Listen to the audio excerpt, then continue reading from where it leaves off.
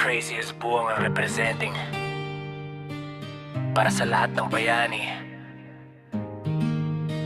na malayo sa pamilya pero malapit sa responsibilidad.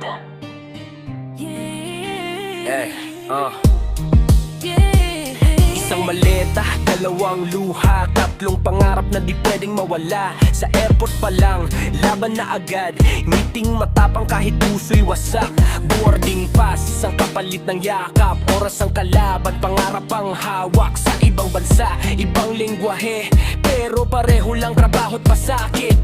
Overtime na naman, walang reklamo para may maipadala sa inyo. Kahit pagod na ang katawan, basta't kayo'y maiyahon sa kahirapan. Padala ngayon, padala bukas, buhay OFW di laging bukas. Sa likod ng dolyar at dirham, may pusong gustong umuwi na lang. Pero kapit lang, tiis muna para sa pamilya, lalaban pa. Sa bawat remit na pinapadala, kasama roon ang puso ko't pag-asa. Video call, putol, miss ka na namin, sagot ko'y ako rin anak. Birthday mo'y nasa screen lang, kandila mo'y di ko mahawakan. Ibang Pasko, ibang taon, malamig ang simoy, tahimik ang kahon.